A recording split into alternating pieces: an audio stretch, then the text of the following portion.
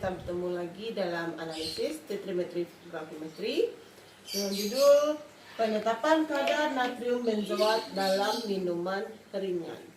Tahu kalian contoh minuman ringan? Pasti itu makanan kesukaan kalian, di mana minuman yang memiliki karbonasi. Kalau dibuka dia mengeluarkan gas. Ya, gasnya gas apa? Gas CO2. Minuman ringan itu memiliki zat pengawet yang disebut dengan natrium benzoat. Ya, dimana dalam titrasi sekarang kita tetap menggunakan titrasinya adalah titrasi asidimetri antara garam basa lemah natrium benzoat dengan larut standarnya HCl. Oke, apa indikator kita pakai? Oke, kita menggunakan indikatornya FM. Oke, natrium benzoat ini turunan dari benzen.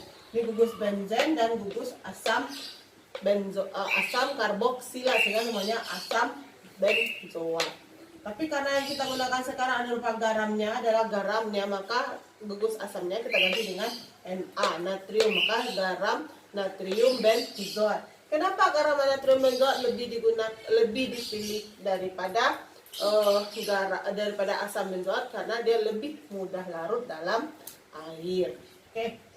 Natrium benzoat ini bereaksi dengan asam klorida, dia akan membentuk asam benzoat dengan garam NaCl. Natrium benzoat rumusnya C7H5ONa dengan MR-nya 144 gram per mol, di mana BE-nya adalah sama dengan MR sama dengan 144 gram per mol.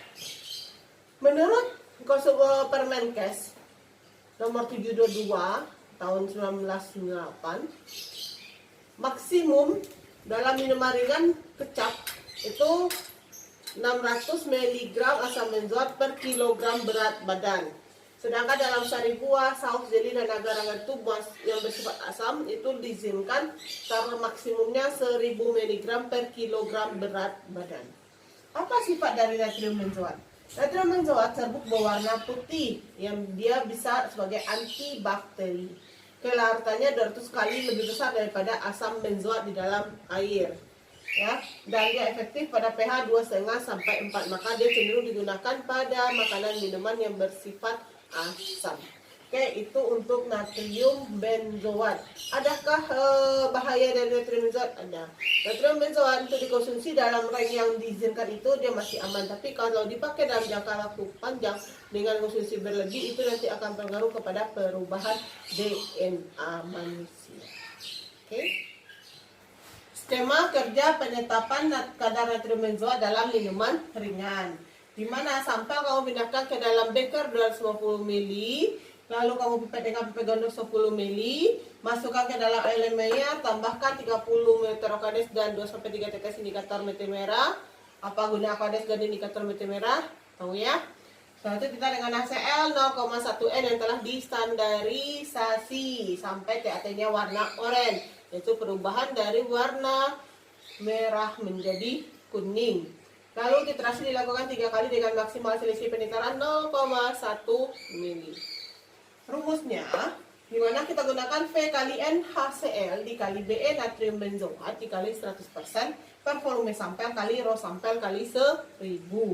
Kenapa di sini kita tidak gunakan faktor pengenceran? Biasa kita gunakan faktor pengenceran kan?